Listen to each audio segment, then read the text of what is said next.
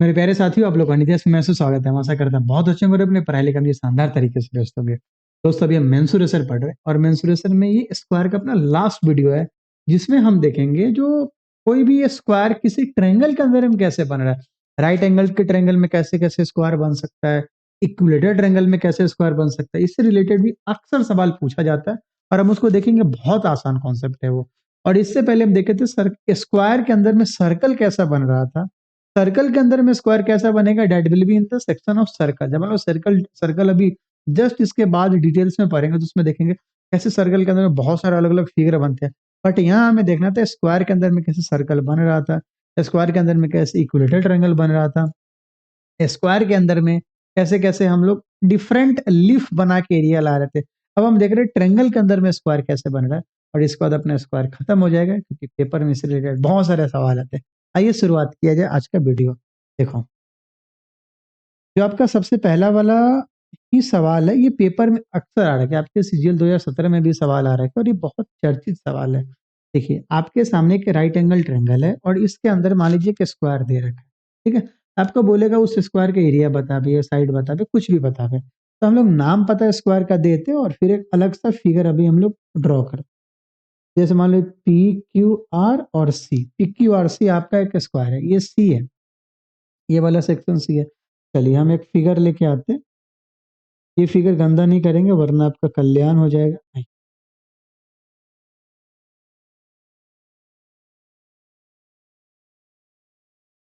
ठीक है। ये नाम पता भी अभी भी वही है। मान लो पी है, ये क्यू है, ये आर है और ये सी है। देखिए, तो क्या बन गया, पी क्यू आर सी क्या बन गया, एक स्क्वायर बन गया। ए बी सी क्या है आपका, एक राइट एंगल ट्रायंगल है, पहले दे रखा है। ए बी सी आपका एक right angle triangle. A B C क्या है आपका, एक राइट एंगल ट्रायंगल। अब हम लोग काले कलम का लेते हैं, देवानंद कलम से लिखते हैं, समझिएगा। अगर मैं आपको ये बोलूं जो दोस्त, अगर एबीसी ट्रायंगल है, ये 90 डिग्री, तो ये वाला एंगल कितना होगा, तो बोलोगे साहब ये थीटा है, सिंपल है। तो बताओ ये वाला एंगल कितना होगा, तो बोलोगे साहब ये 90 माइनस थीटा। बट उसका यहाँ पे काम नहीं है। अगर मैं आपको बोलूं क्या ये और ये पैरेलल होगा, बोलो क्यों, अरे स्क्वायर है तो पैरेलल होगा ना, क्योंकि स्क्वायर में अपोजिट साइड पैरेलल होते हैं। यस सर, अगर पैरेलल होते हैं तो दुनिया जानता है अगर पैरेलल तो ये एंगल थीटा, तो करस्पॉन्डिंग एंगल ये भी थीटा होगा। यस सर, तो सिमिलरली क्या होगा, ये भी एंगल थीटा होगा। अगर ये ऐसा आ गया तो हम लोग यहाँ पे देखते हैं in triangle A P Q, in triangle A P Q. देखो, in triangle A P Q हमें बताना है क्या टेन थीटा यहाँ पे निकाल सकते हैं। In triangle A P Q tan theta. अब देखो, उसके लिए हम लोग कुछ एक नाम पता मान लेते, कुछ एक छोटा छोटा डिनोमिनेशन मान लेते। मान के चलते ये स्मॉल ए, एंगल ए के अपोजिट में स्मॉल ए है और ये एंगल बी के अपोजिट में स्मॉल बी है। That is length of side of triangle. मान लेते हैं स्क्वायर के सभी साइड एक्स एक्स के बराबर है। स्क्वायर के सभी साइड एक्स एक्स के बराबर है, तो हमें बताइए ये वाला जो सेक्शन होगा ये क्या होगा, ये ए माइनस एक्स होगा। सिंपल है, यस सर। अरे पूरा ए है, पूरा ए है और ये वाला सेक्शन अगर एक्स के बराबर, इधर वाला सेक्शन क्या होगा, ए माइनस एक्स के बराबर। सिंपल बात है गुरु, यस सर। तो हमें बताइए ये वाला सेक्शन कितना हो गया, ए माइनस एक्स हो गया। ये वाला सेक्शन क्या हो गया, एक्स हो गया। अच्छा हमें बताओ ये वाला सेक्शन क्या होगा, पूरा का पूरा मान लो बी है, ए सी पूरा का पूरा बी है और ये मान लो दोस्त एक्स है, तो ये वाला सेक्शन क्या हो गया, बी माइनस। चलिए, ये एपी क्या आ गया आपका, बी माइनस एक्स आ गया। एपी नहीं, हाँ एपी, एपी नहीं। तो tan थीटा बराबर क्या होगा, in triangle AP Q tan theta बराबर क्या होगा, तो बोलोगे सर tan थीटा बराबर क्या, तो परपेंडिकुलर अपॉन बेस होगा। That will be AP upon P Q. और एपी किसके बराबर है, बी माइनस एक्स के बराबर है और पी क्यू किसके बराबर है, एक्स के बराबर है। इसको आप इक्वेशन फर्स्ट में, ठीक है। सिमिलरली अगर मैं आपको बोलूं तो in triangle Q R B, आपको कोई समस्या, कोई समस्या नहीं। क्यू आर बी में tan थीटा किसके बराबर होगा, तो बोलोगे साहब tan थीटा यहाँ पे किसके बराबर होगा, यहाँ पे Q R upon R B के बराबर होगा। और क्यू आर कितने के बराबर है, क्यू आर एक्स के बराबर है और आर बी कितने के बराबर है, ए माइनस एक्स के। ठीक है, इसको आप इक्वेशन सेकंड मान लो। ठीक है, tan थीटा से दो वैल्यू आया, एक बार tan theta b minus x by x के बराबर है और एक बार tan theta x by M एक x by A minus x के बराबर है। ये सर तो आपका आराम से आंसर आ सकता है। तो from first and second b minus x by x बराबर x by A minus x, इन दोनों को आप मल्टीप्लाई कीजिएगा तो क्या आएगा, मल्टीप्लाई कीजिए, हम एक ही बार मल्टीप्लाई करके लिख रहे हैं। देखिए A B plus X square minus A X minus B X बराबर कितना होगा एक्स, और आप मल्टीप्लाई करेंगे इतना ही आएगा दोस्त। ठीक है, जो कट होगा काट दीजिए, एक्स स्क्वायर से एक्स स्क्वायर, यहाँ पे क्या बच गया, ए बी बराबर ए एक्स प्लस बी एक्स। अगर आप x कॉमन लेंगे तो अंदर में क्या लिखेंगे, a प्लस बी बराबर किसके है, ए बी के बराबर है। तो यहाँ से x का लेंथ क्या आ गया, A B by A plus B, और यही आपको रखना है यहाँ। और x हमने क्या माना था, length of each side of square. x क्या है, लेंथ ऑफ, चाहे लेंथ में ईच साइड ऑफ स्क्वायर।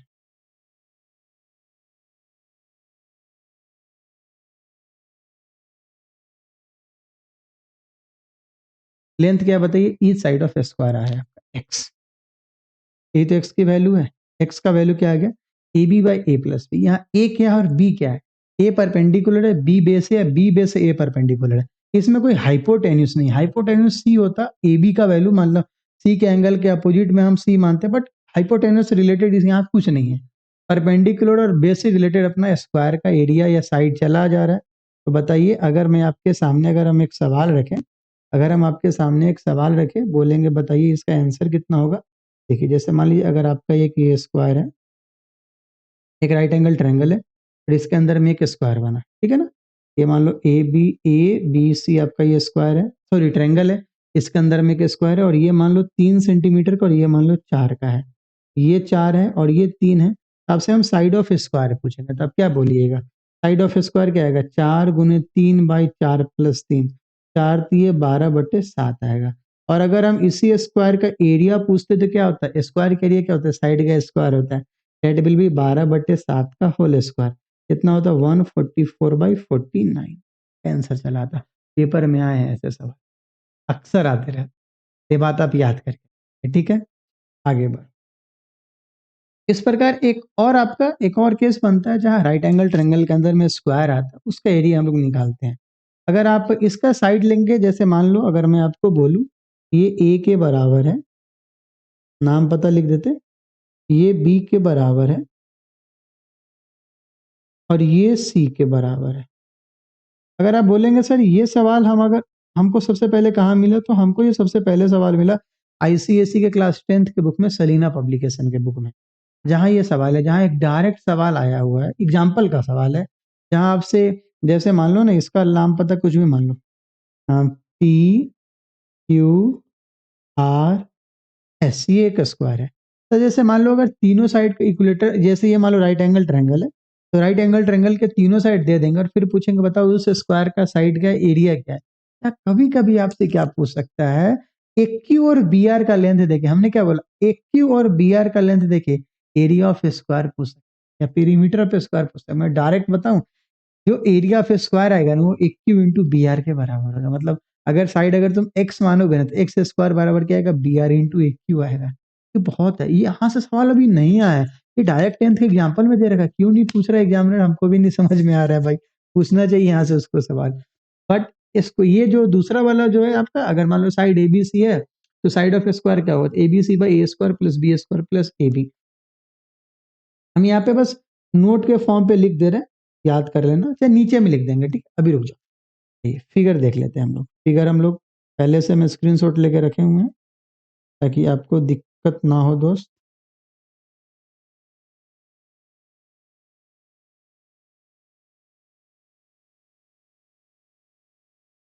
नाम पता अभी भी वही है, ये मान लो P है, Q है, ये R है और ये S, और ये 90 डिग्री, ठीक है। और ये वाला साइड किसके बराबर है, ये A के बराबर है, ये B के बराबर है, ये C के बराबर है, C को अच्छे से लिखना, ये C के बराबर है, ये मान लो इसका प्रत्येक साइड x x x के बराबर है, ठीक है, और ये मान लो y और ये मान लो z, ठीक है। हम लोग यहाँ पे लिख दे रहे हैं तो ए क्यू किसके बराबर है, y के, और बी आर किसके बराबर है, z। बहुत आसान है। हम लोग क्या करेंगे, हम लोग अभी आपको सबसे पहले तो जो बताना चाह रहे हैं, जो जैसे मतलब एबीसी के टर्म में आपसे पूछेगा साइड ऑफ स्क्वायर क्या है। देखो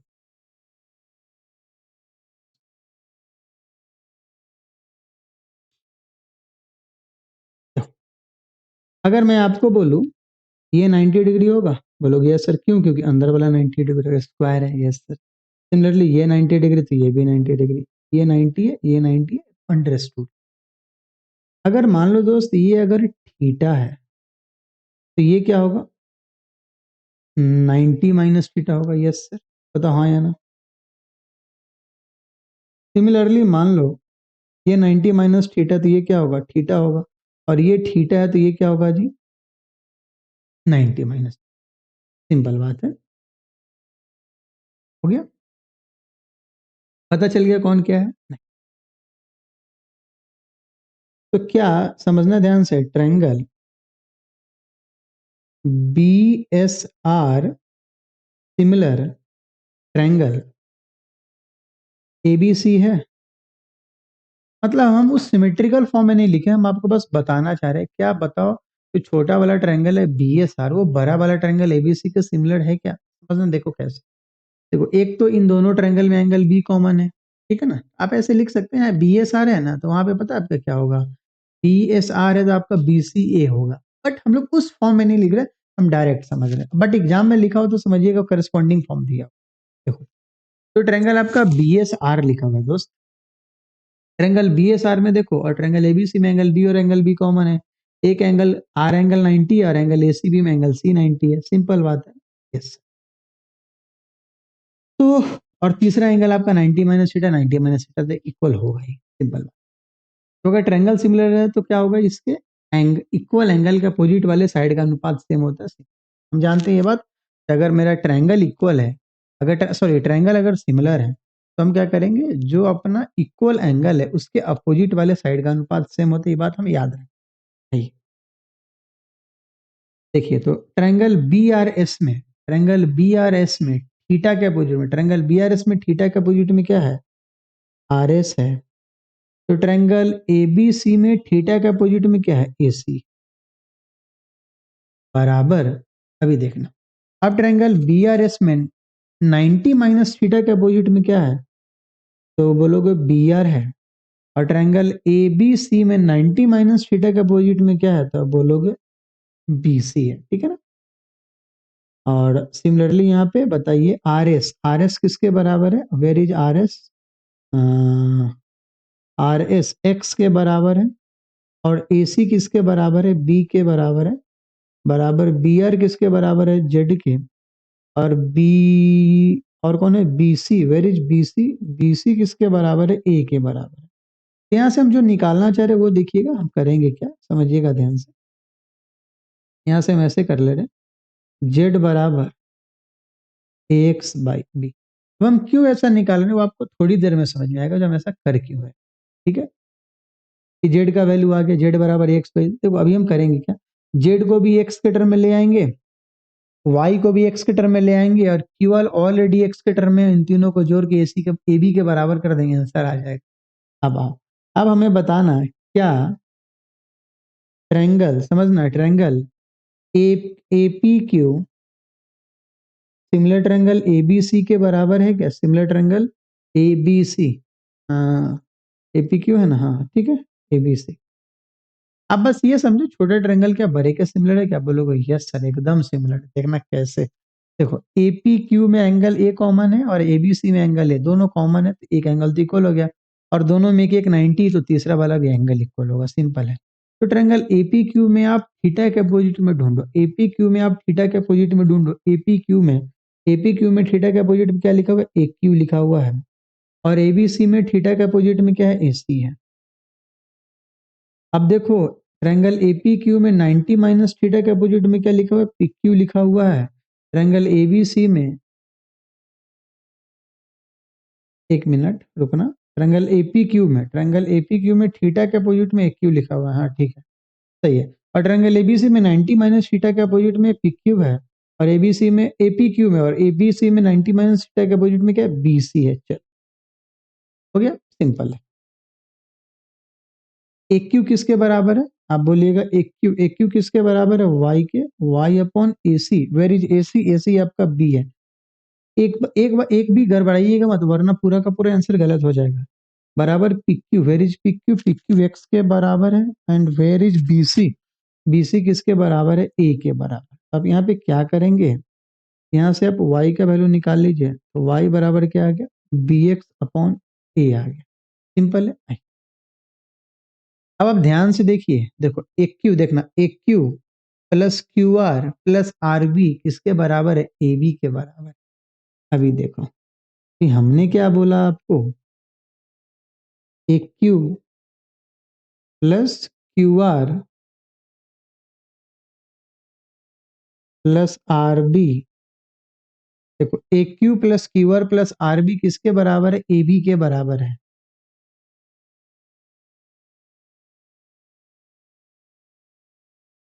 अभी देखिए एक क्यू क्या था अपना, एक क्यू आपका वाई है, एक क्यू आपका वाई है। क्यू आर किसके बराबर है, एक्स के बराबर है, क्यू आर एक्स के बराबर है। देखिए आर बी किसके बराबर है, आर बी जेड के बराबर है, और ए बी सी के बराबर है। आर बी जेड के बराबर है और ए बी सी के बराबर है। ठीक है, अभी देखो y की वैल्यू हमने अभी निकाल रखी थी कुछ देर पहले, y का वैल्यू आया बी एक्स अपॉन ए आया है। आप लिखिएगा बी एक्स अपॉन ए, और जो x का वैल्यू है वो क्या आया, x तो x ही है भाई, x को क्या लिखोगे। और z देखो, z किसके बराबर आया, एक्स अपॉन बी के बराबर आया, एक्स अपॉन बी के बराबर है, जो किसके बराबर है, सी के। ठीक है, यहाँ पे एलसीएम ले लो आप। एलसीएम अगर आप ए बी लोगे तो यहाँ पे क्या आएगा, B X plus A B x,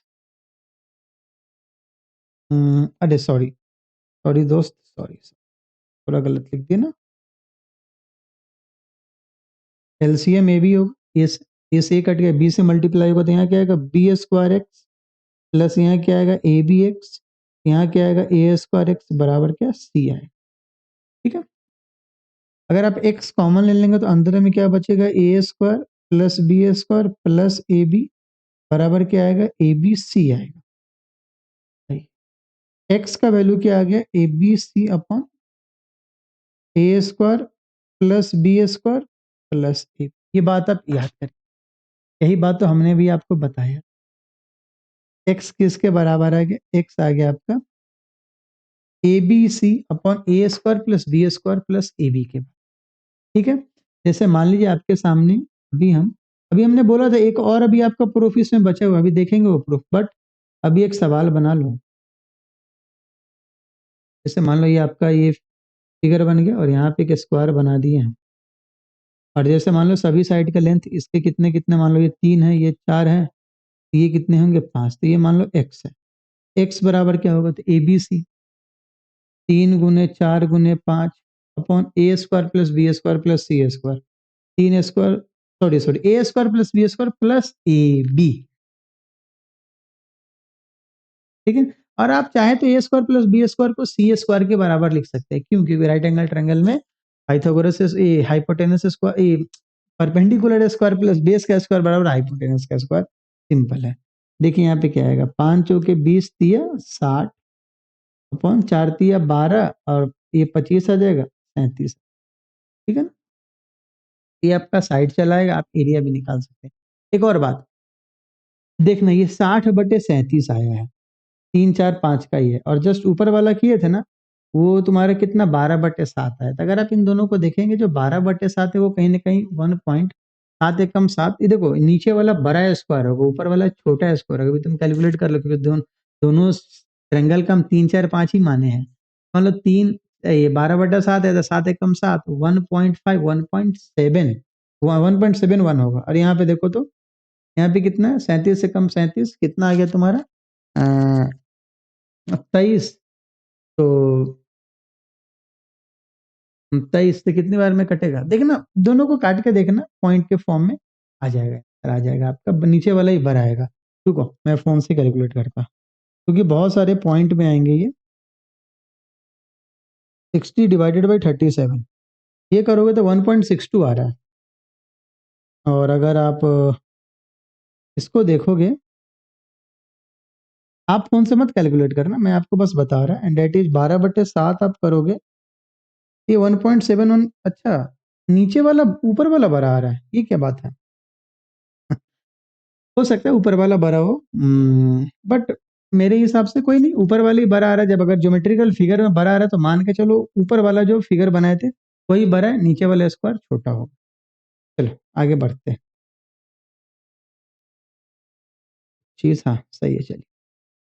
ये आपको याद रहे, अच्छा एक और आपको बात बताना भूल गए ना, एक और बात हम बोले थे, जो अगर हम एक क्यू और बी आ रहेगा तो कैसे करेंगे, चलिए ठीक है। एक हम यहाँ पे पेज ऐड कर रहे हैं,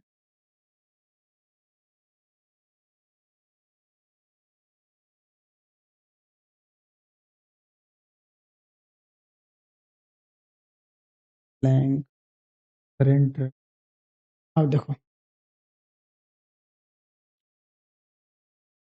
अभी हमने आपको बोला था नाम पता मान लो PQRS,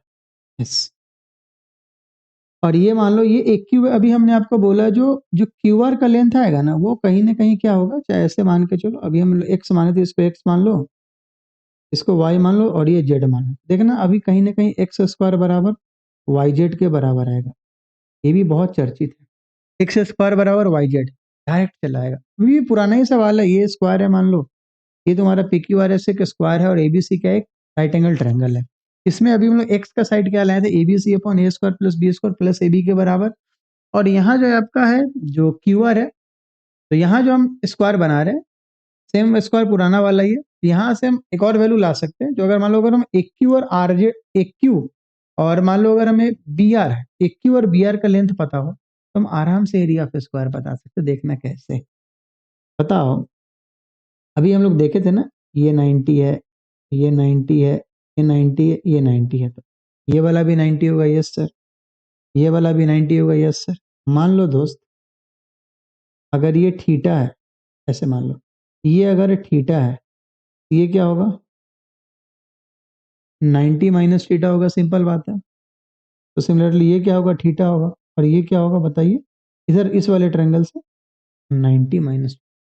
देखो हम जो लिख रहे हैं वो देखना, triangle BRS similar triangle APQ, बोलोगे यस सर, होगा सिमिलर, होगा सिमिलर, एकदम होगा। क्यों? क्योंकि देखो BRS में एक एंगल थीटा है और APQ में आपका एक angle theta, angle P theta के बराबर है।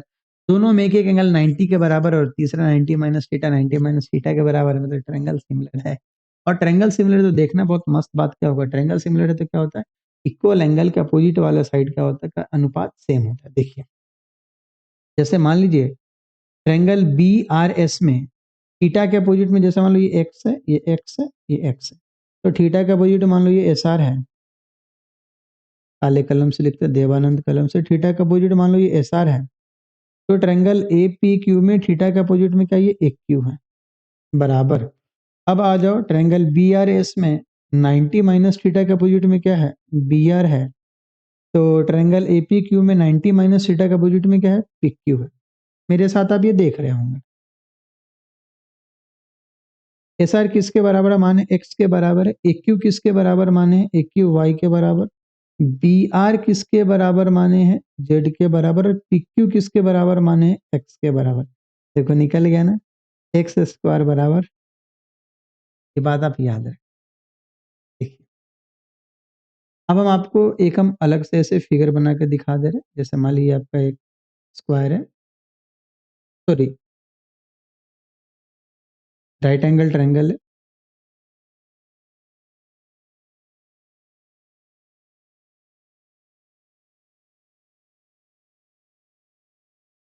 और ये मान लो आपका एक स्क्वायर है। ऐसे देखने में तो नहीं लग रहा लेकिन मान लीजिए ये स्क्वायर है, और ये मान लो 4 लेंथ है, ये वाला सेक्टर, ये वाला लेंथ मान लो 4 है, और ये वाला लेंथ मान लो 9 है। तो आपसे बोले, और ये राइट एंगल ट्रायंगल है, तो आपसे बोलेगा फाइंड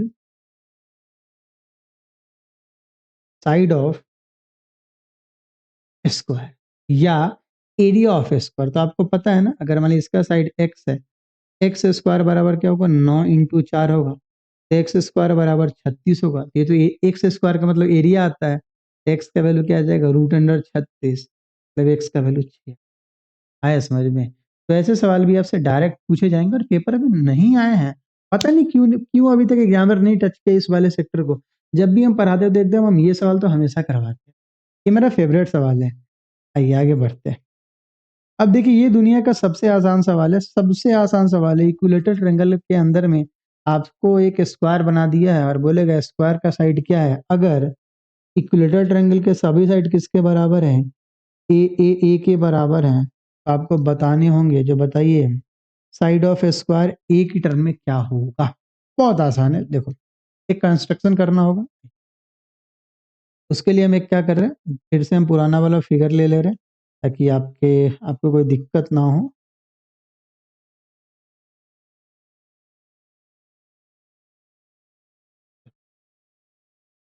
हम क्या कर रहे हैं भाई, एक हम यहाँ से एक परपेंडिकुलर ड्रॉ कर रहे हैं।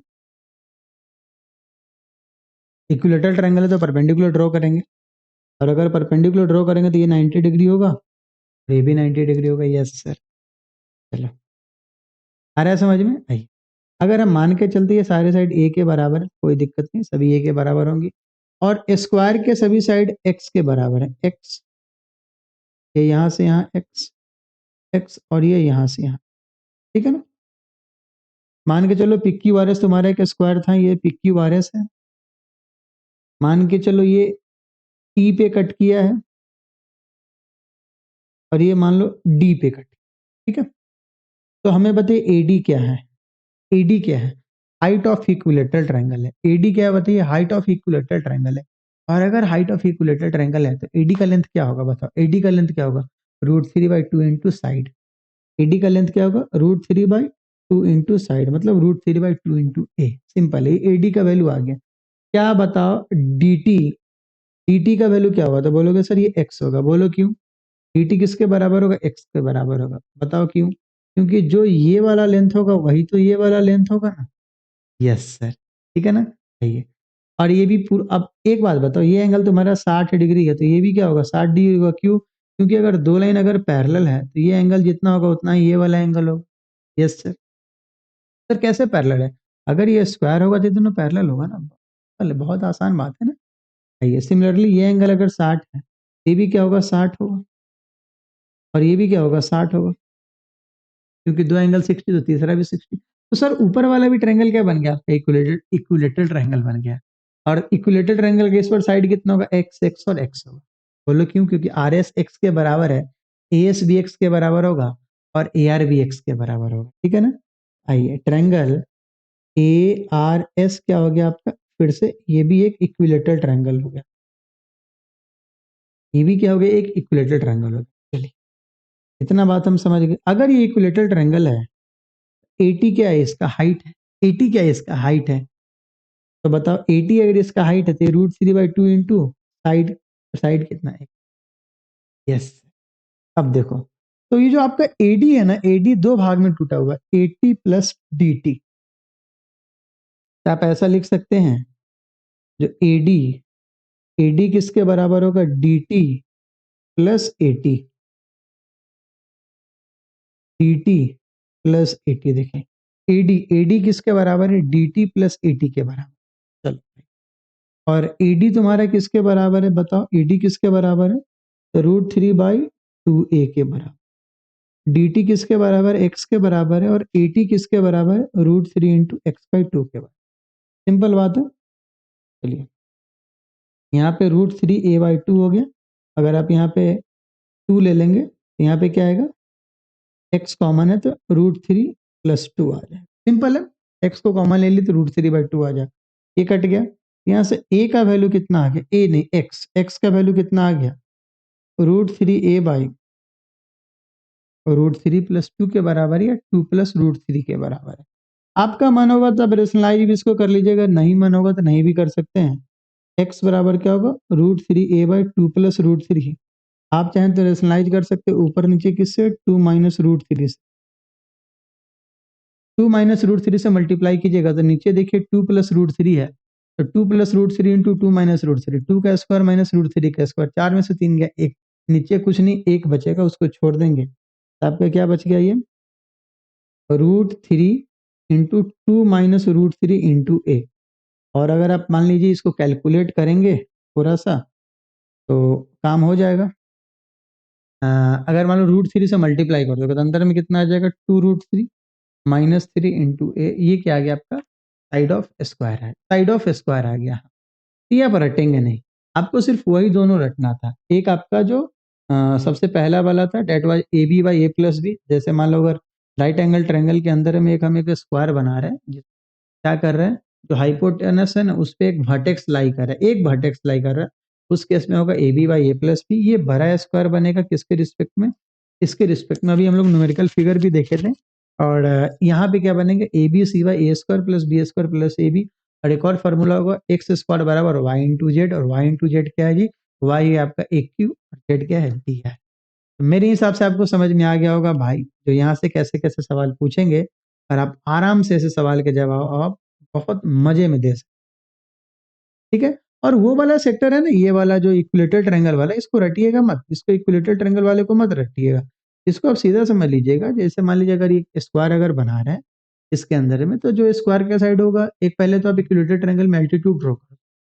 जब आप एल्टीट्यूड ड्रॉ करोगे तो root three by two into A होगा, वो किसके बराबर होगा, वो स्क्वायर के साइड प्लस एक छोटा वाला इक्विलेटरल ट्रायंगल के एल्टीट्यूड के सम के बराबर होगा। स्क्वायर का साइड एक्स मान लो, वो छोटा वाला जो ट्रायंगल बनेगा उसका क्या होगा, root three by two x, वो किसके बराबर होगा, root three by two into A के बराबर। आंसर आ गया, सिंपल है।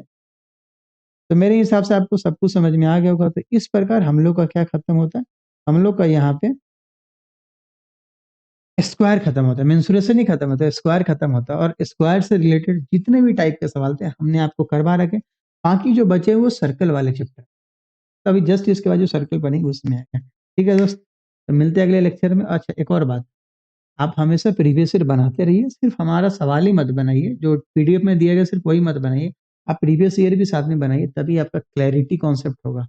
जब तभी तक कॉन्सेप्ट में पता चलेगा कहाँ कहाँ दिक्कत है, कैसे क्या है। प्रैक्टिस जब तक नहीं करेंगे काम नहीं बनेगा, पॉसिबल ही नहीं है। हम कितना भी सवाल करवा दें पॉसिबल नहीं है, ठीक है।